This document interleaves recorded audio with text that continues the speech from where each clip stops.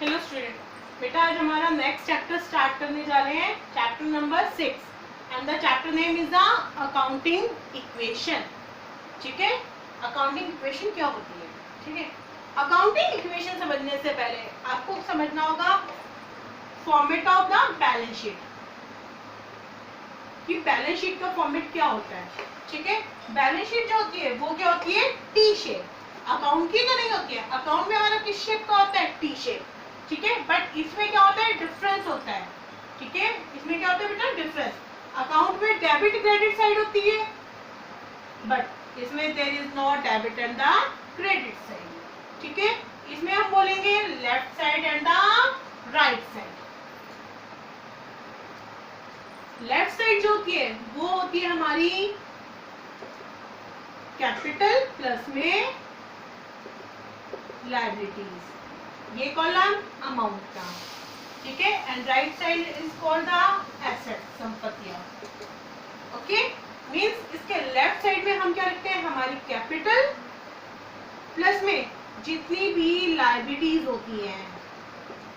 ठीक है, लायबिलिटीज चाहे हमारे क्रेडिटर्स हो, बैंक ओवरड्राफ्ट हो, बिल्स पेबल हो, एवरीथिंग। ठीक है, लायबिलिटीज कहाँ लिखी जाएंगी?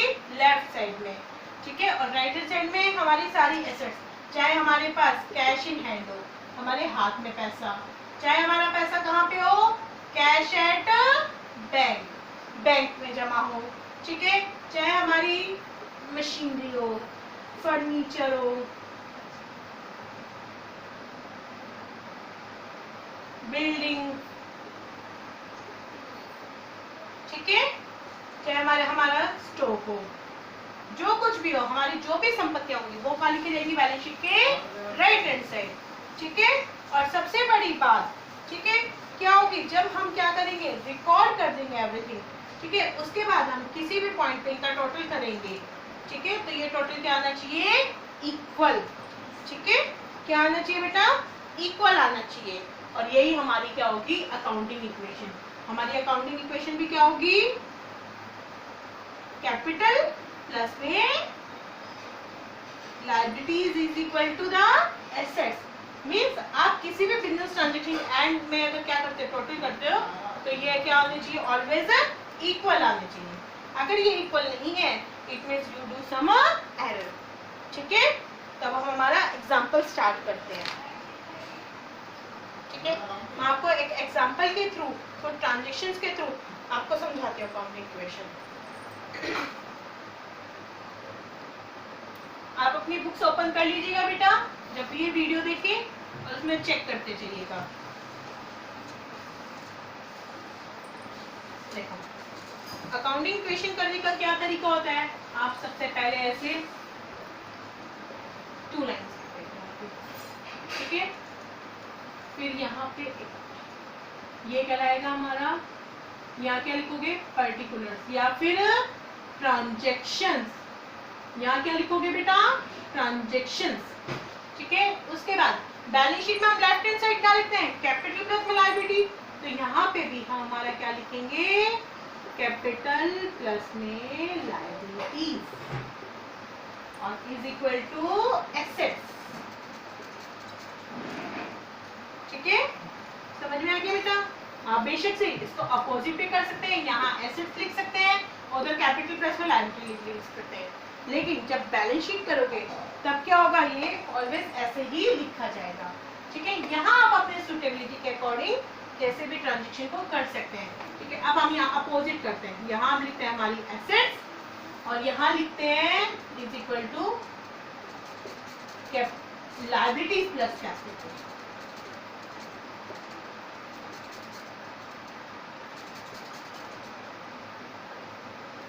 ठीक है, अब देखिए फर्स्ट ट्रांजैक्शन क्या दी गई हमें? फर्स्ट ट्रांजैक्शन है गोपाल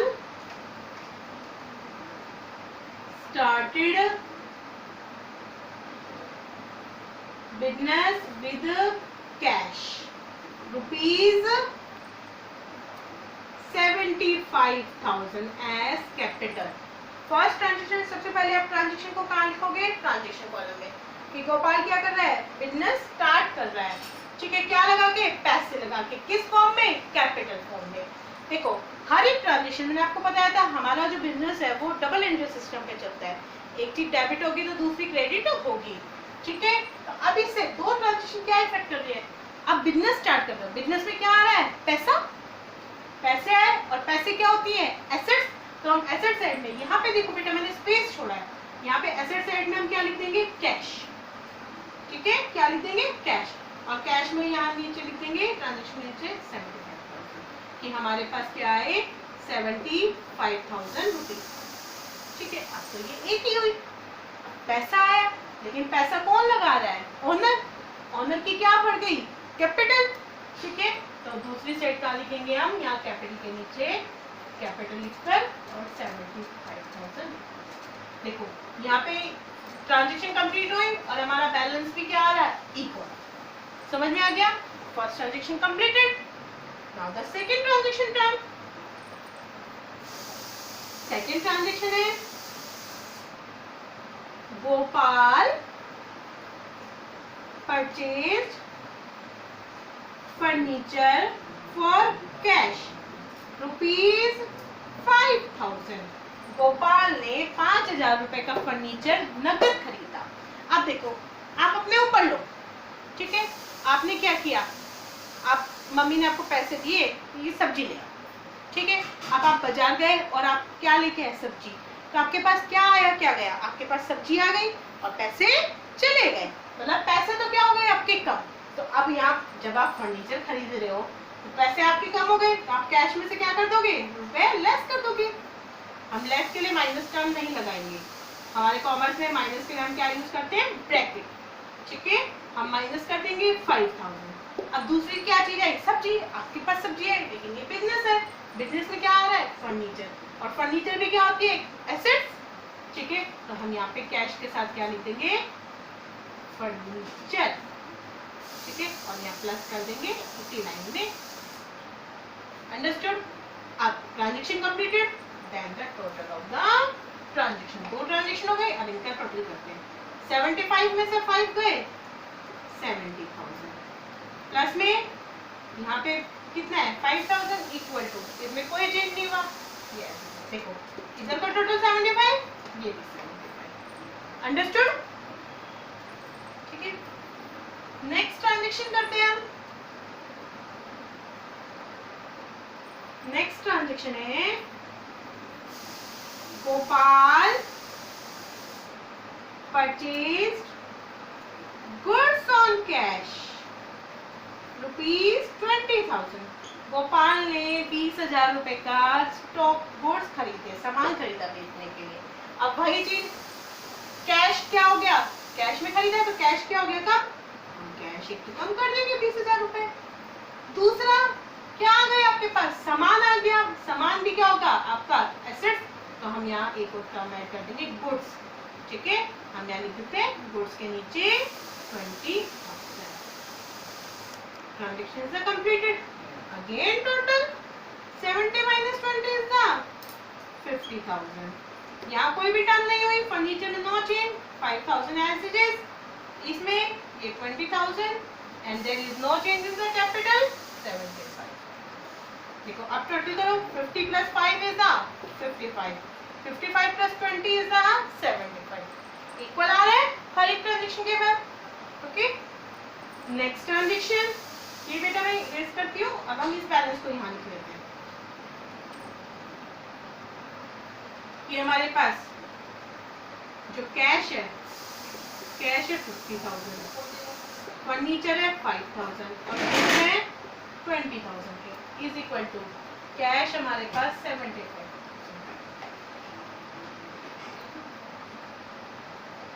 नेक्स्ट है fourth transaction, Gopal purchase goods on credit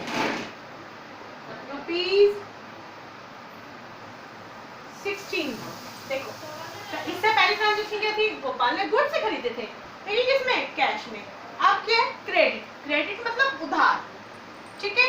जब आप किसी से उधार खरीदोगे, सबसे पहले तो आपने सामान खरीदा तो आपके क्या बढ़ गए, गुड्स बढ़ गए, हम गुड्स ट्रांजेक्शन हुई। Now the second one is the, आप सामान खरीद रहे हो और उधार में खरीद रहे हो। उधार में खरीद रहे हो तो क्या बढ़ेगी इससे आपकी, आपको पैसे तो देने होंगे ना, ठीक है, बाद में देने होंगे। तो एट प्रेजेंट क्या बन गई आपकी लायबिलिटी, ठीक है, लायबिलिटी बन गई। और लायबिलिटी किस नाम से, जिससे हम सामान उधार में खरीदते हैं वो क्या कहलाते हैं, मैंने आपको काउंटिंग टर्म में करवाया था, ठीक है, कि जिनसे हम गुड्स परचेज उधार में करते हैं, they are called the creditors, ठीक है। यहाँ एक और टर्म आ जाएगी क्रेडिटर। 16 भाई अगेन टोटल 50,000 प्लस में 5,000 प्लस में 20 प्लस 16 इज 36,000, 16,000 प्लस में 7। आप इनका टोटल करेंगे, ये अभी भी क्या आएंगे, इक्वल, ठीक है। नेक्स्ट ट्रांजेक्शन है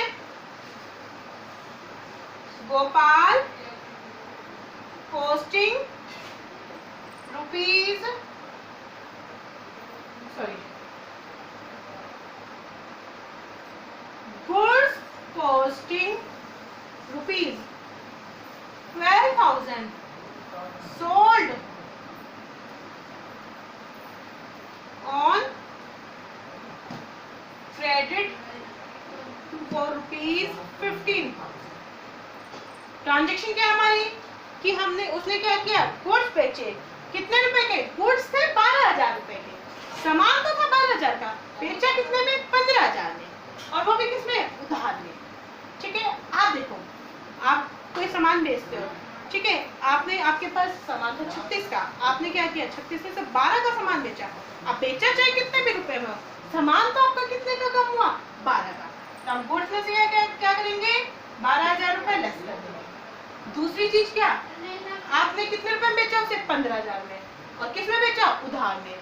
जिनको हम उधार में सामान बेचते हैं वो क्या कहलाते हैं, हमारे डेटर्स, मतलब हमें पैसा लेना है तो वो एसेट्स बन गई, किस नाम से, डेटर्स नाम से। हम कितने रुपए लेने हैं, किसी से 15,000। देखो अभी ट्रांजेक्शन इक्वल नहीं हुई ना, एक -12 किए, ये +15 किए। देखो 12 का सामान था, 15 में बेचा, 3 का क्या हो गया, प्रॉफिट। अब प्रॉफिट हो या लॉस हो, किसका होता है, ओनर का। ओनर की बिजनेस में क्या है, कैपिटल, तो प्रॉफिट हो या फिर लॉस हो, ओनर की कैपिटल में ऐड या फिर लेस होगा, ठीक है। तो 3,000 का देखो ट्रांजेक्शन क्या हो गई, इक्वल, ये इधर भी 3 का हुआ डिफरेंस और इधर कर देंगे, ठीक है। फिर ट्रांजेक्शन को क्या कर देंगे, टोटल कर देंगे, ठीक है, समझ में आ गया। Next one is the next transaction है, अब यहाँ इसका टोटल कर दीजिए, 50,000 प्लस में 5,000, 36 माइनस 12 इज द 24,000 प्लस में 15,000 इज इक्वल टू 16,000 प्लस में 78। अंडरस्टूड। लास्ट ट्रांजेक्शन है पेड रेंट रुपीज 1,000, 1,000 रुपए किराया दिया, किराया दोगे तो आपके 1,000 रुपए कम हो जाएंगे, और साथ में ये खर्चा है, खर्चा कहीं ना कहीं आपके क्या कर रहा है, पैसे को कम कर रहा है। पैसे किसके कम होंगे, ऑनर के, तो ये ऑनर की कैपिटल से, ठीक है। तो नेक्स्ट करते हैं हम, 50 माइनस 1 इज द 49,000 प्लस में 5,000 प्लस में 24,000 प्लस में 15,000 इज इक्वल टू 16 प्लस में 77,000। टोटल कीजिए, 49 plus 5 is the 54, 54 plus 20 is the 74, 74 plus 4 78, 78 plus में 10 88, 88 plus 5 is the 93,000, same as it is 77 plus 16 is the 93, ठीक है। लास्ट टोटल इक्वल है, it means the question is the correct. Okay बेटा, आपको भी solve करके देखना है, if any query then ask me, okay. Thank you बेटा।